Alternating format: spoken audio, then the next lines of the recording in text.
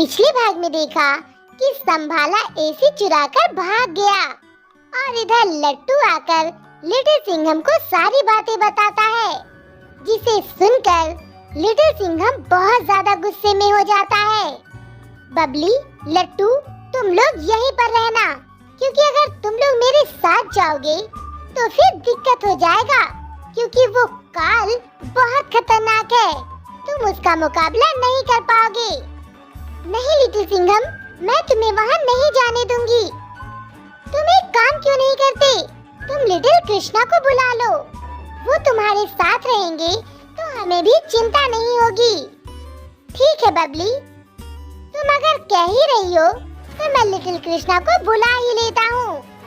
फिर little Singham little Krishna को मन ही मन में बुलाने लगता है। अभी वहाँ पर लिटिल कृष्णा भी आ जाते हैं।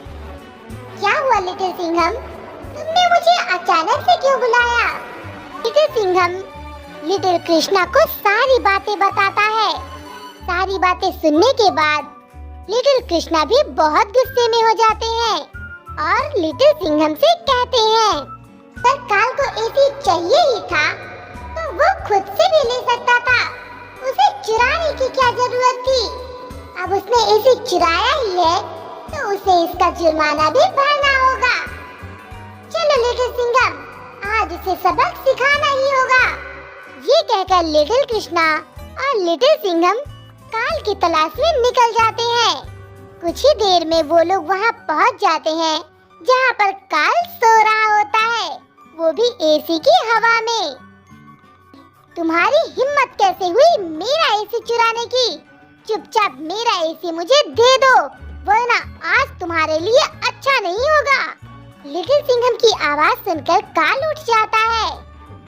लिटिल सिंघम से कहता है, ये तुम्हारा एसी नहीं बल्कि मेरा एसी है, मेरा। मैं इसे किसी भी कीमत पर नहीं दूंगा। चुराया हुआ एसी तुम्हारा है? अरे मुझे लगता था तुम तो बहुत होशियार हो और बहुत अच्छे भी, पर मुझे नहीं पता था कि तुम एक चोर भी होगे। लिटिल सिंघम, तुम अपनी हद में रहो। तुम्हारी हिम्मत कैसे हुई मुझे चोर बोलने की? मुझे एसी की जरूरत थी तो मैंने एसी ले ली। अब तुम यहाँ से जा सकते हो और अपने लिए दूसरा एसी खरीद लो। मैं क्यों खरीदूं दूसरा एसी जब ये मेरा एसी है, मेरा? तुम मुझे इसे दे दो और जाओ तुम कोई एसी खरीद लो। नहीं, मैं नहीं जाऊंगा, और अगर इस एसी के लिए मुझे तुमसे लड़ाई भी करनी पड़ी ना तो मैं करूंगा, क्योंकि मैं तुमसे बहुत ज्यादा शक्तिशाली हूँ। अरे काल, तुमने शायद मुझे नहीं देखा। ओहो लिटिल कृष्णा, एक एसी के लिए तुम भी आ गए। अरे इतनी ही फिक्र थी तो एक नया एसी दे देते लिटिल सिंघम को। मैं तो एसी दे देता, पर तुम्हें सबक सिखाना बहुत जरूरी था। तुम्हारा मन बहुत बढ़ गया है, अब तुम्हारे मन को ठिकाने लगाना ही होगा। ये कहकर लिटिल सिंघम और लिटिल कृष्णा काल के ऊपर कूद पड़ते हैं और उसे जमीन पर गिरा देते हैं। काल लिटिल सिंघम और लिटिल कृष्णा से बच नहीं पाता। कुछ ही देर में लिटिल कृष्णा और लिटिल सिंघम काल को ढेर कर देते हैं और उसे एक ताबूत में कैद कर देते हैं।